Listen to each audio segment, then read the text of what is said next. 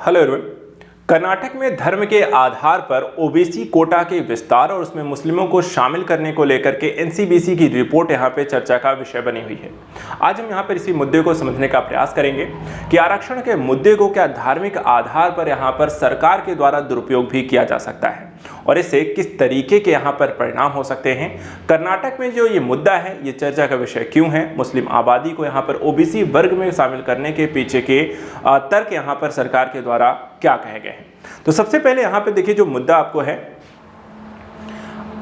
एक न्यूज यहाँ पे जो चर्चा का विषय बनी है जिसमें कहा गया था, एक आर्टिकल आपको आया कि all Muslim of Karnataka categorised as OBC for quota, national backward classes panel seek clarification from यहाँ पे स्टेट। यहाँ पर पूछा गया है एनसीबीसी के द्वारा कि आप किस आधार पे यहाँ पे एक तरीके से ओबीसी वर्ग में यहाँ पर सभी मुस्लिमों को डालते हैं, यहाँ पर कुछ वर्ग को छोड़ना ही बल्कि सभी मुस्लिम समुदाय को कैसे डालते हैं। तो उसको लेकर एक रिपोर्ट यहाँ पर एक क्लैरिफिकेशन आपको कर्नाटक सरकार से मांगा गया है। और ऐसा क्यों मांगा गया है तो यहाँ पर आप देख सकते हैं राष्ट्रीय पिछड़ा वर्ग आयोग को एक प्रेस विज्ञप्ति यहाँ पर आपको डाली गई थी जिसमें कर्नाटक सरकार के द्वारा एक पहले विज्ञप्ति यहाँ पर सरकार का आदेश यहाँ पर जारी करके जितने भी सभी मुस्लिम वर्ग हैं उनको ओबीसी वर्ग में डाल दिया गया था और उनको एक तरीके से आरक्षण का जो लाभ था वो शिक्षा और एजुकेशन दोनों ही सेक्टर में दिए जाने को लेकर के ये विज्ञप्ति आपको जारी की गई थी। लेकिन देखा जाए आरक्षण किसी वर्ग को देने के लिए या किसी वर्ग विशेष को देने के लिए या किसी जाति विशेष को देने के लिए या किसी जाति विशेष को यहाँ पर समुदाय में आगे बढ़ाने के लिए कुछ यहाँ पर विशेष पहलू हैं जिनको लेकर के सरकारें एक डिसीजन यहाँ पर करती हैं और वैसा ही कुछ यहाँ पे कर्नाटक सरकार के द्वारा मुस्लिमों को लेकर के किया गया। लेकिन यहाँ पे कभी कभी ये राजनीतिक कह सकते हैं परिदृश्य से भी प्रभावित हो सकते हैं और अगर ऐसा होता है तो ये एक तरीके से आरक्षण का दुरुपयोग कहा जाएगा। और ऐसे ही संदर्भ में एक रिपोर्ट एक ऐसे क्लैरिफिकेशन जो है मांगी गई थी। तो आइए यहाँ पर इस मुद्दे को थोड़ा सा और बेहतर तरीके से समझने का प्रयास करते हैं।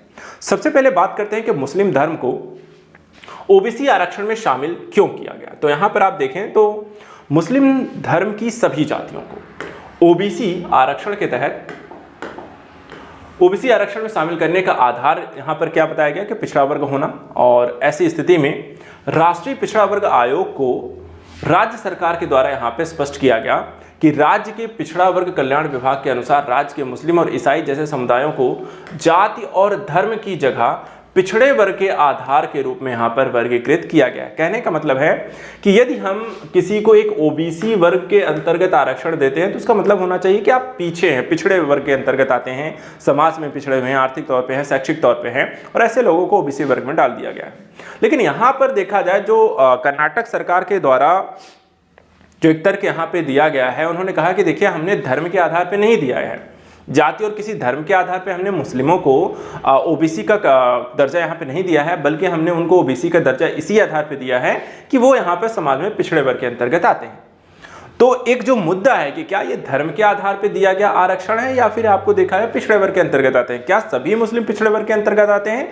तो इस तरीके से यहाँ पर एक मुद्दा इसमें बना है जो कि यहाँ पे चर्चा का विषय बना है। आइए देखते हैं इसके बाद देखिए विरोध क्यों हो रहा है। ऐसा यहाँ पर आरक्षण जो मुद्दा है, जैसा हमने कहा आरक्षण कभी कभी यहाँ पे एक वोट बैंक की राजनीति होती है और यहाँ पर राजनीतिक पार्टियां उसका फायदा भी उठाती हैं।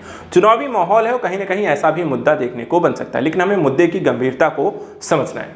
अब यहाँ पे देखिए राष्ट्रीय पिछड़ा वर्ग आयोग के अनुसार कर्नाटक राज्य में मुस्लिम समुदाय को दिए गए आरक्षण का कोई आधार स्पष्ट नहीं किया गया और इस आधार पर क्लैरिफिकेशन मांगा गया। और इसमें जो अंदेशा जताया गया कि जो आरक्षण दिया गया है वो कहीं ना कहीं वोट बैंक की राजनीति के चलते ओबीसी आरक्षण का यहाँ पे एक दुरुपयोग हुआ है और साथ ही राज्य के द्वारा सामाजिक न्याय के सिद्धांत को एक तरीके से कमजोर करने का प्रयास है, जो कि यहाँ पे सभी के लिए सामाजिक न्याय का मतलब है सभी वर्ग, सभी समुदाय, सभी श्रेणियों को समाज में यहाँ पे न्याय मिल सके, शिक्षा मिल सके, समान अवसर मिल सके। और अगर आप ऐसा यहाँ पर सभी को आरक्षण दे देते हैं तो कहीं ना कहीं उसका लाभ कुछ जिनको शायद समाज में बेहतर स्थिति में है उनको मिल रहा है, वो ज़्यादा उसका फ़ायदा उठा सकें और जिनको समाज में जो पिछड़े हैं उनको शायद वो फ़ायदा ना मिल सके। तो तरीके से आप कह सकते हैं जो सामाजिक न्याय का मूल उद्देश्य, मूल सिद्धांत है, उसको भी यहाँ पर आप कह सकते हैं कमज़ोर इसके माध्यम से हो सकता है। अब यहाँ पर अगर हम देखें आगे का जो मुद्दा यहाँ पर आपको जो कर्नाटक की एक स्थिति है, जो कर्नाटक राज्य में जो आरक्षण की स्थिति है वर्तमान समय में, तो यहाँ पे देखिए कई सारी कैटेगरी हैं और इन कैटेगरी में आपको जो आरक्षण की स्थिति है तो देखिए कैटेगरी जो 1 यहाँ पर है इसमें 4% बैकवर्ड क्लास की यहाँ पर आपको आरक्षण दिया गया है। कैटेगरी 2A के अंतर्गत देखा जाए 15% ओबीसीज हैं। कैटेगरी 2B के अंतर्गत देखा 4% यहाँ पर मुस्लिम हैं। 3A के अंतर्गत 4% वोक्कालिंगा और बलीजा ETC इत्यादि आपको आते हैं। कैटेगरी 3B के अंतर्गत देखा 5% लिंगायत, मराठा, क्रिश्चियन इत्यादि आते हैं। SC को 17%, ST को 7%, EWS को 10%, टोटल यहाँ पर देखा जाए तो 66% आपको आरक्षण की वर्तमान आपको स्थिति देखने को मिलती है। अब भारत में जो आरक्षण की स्थिति है वो भी यहाँ पे समझ लीजिए। कर्नाटक के साथ साथ तुलनात्मक तौर पर अगर स्थिति को हम देखें तो यहाँ पर देखिए जनरल जो कैटेगरी है इसके पास करीब 40.5% का एक आरक्षण है। आरक्षण क्या कहें एक तरीके से रहित है एक तरीके से। इसके बाद 22.5% आपको SC ST के पास है। 27% देखें तो OBC के पास है और EWS के पास देखा जाए तो 10% का आरक्षण आपको देखने को मिलता है। हरियाणा में देखें तो ऐसे ही कई हरियाणा हो गया, राजस्थान हो गया, महाराष्ट्र हो गया, कई अलग अलग क्षेत्रों में क्षेत्रीय आधार पे या जाति आधार पे, वर्ग के आधार पे आरक्षण की मांग को लेकर आंदोलन किए जाते रहे। जैसे कि हरियाणा में जाट, राजस्थान में गुर्जर, महाराष्ट्र में मराठा, गुजरात में पटेल, कर्नाटक में लिंगायत जो है लगातार आपको आरक्षण की मांग करते हुए आंदोलन करते ही रहते हैं। एक मुद्दा यहाँ पर एक केस आपको दायर किया गया था। इंदिरा साहनी के केस में फैसले के मुताबिक नौकरी और शिक्षा में 50% से ज़्यादा आरक्षण नहीं दिया जा सकता, लेकिन देखा जाए तो वर्तमान समय में जैसे कर्नाटक में करीब 66% तक आपको आरक्षण की स्थिति पार कर गई है। 2019 में देखें तो केंद्र ने आर्थिक रूप से पिछड़े वर्गों को 50% के कोटे से अलग यहाँ पे 10% का एक आरक्षण भी दे रखा है। तो ये जो रूल्स रेगुलेशंस है उनको राज्य सरकार, केंद्र सरकार अलग अलग तरीके से यहाँ पे तोड़ मरोड़ कर आरक्षण को अपने फायदे के लिए यूज करती आई है। मूल रूप से हम ओबीसी आरक्षण क्या होता है, किस आधार पर देते हैं, इसमें फायदा क्या है, तो देखिए ओबीसी आरक्षण जो होता है वो सामाजिक और शैक्षणिक रूप से पिछड़े वर्गों को यहाँ पे ओबीसी आरक्षण का आधार बनाया गया है और इसी आधार पे आपको ओबीसी वर्ग के अंतर्गत कैटेगराइज के अंतर्गत आपको शामिल किया जाता है। तो सामाजिक और शैक्षणिक रूप से आगे कोई भी वर्ग पिछड़ा है तो ओबीसी वर्ग के अंतर्गत आ सकता है।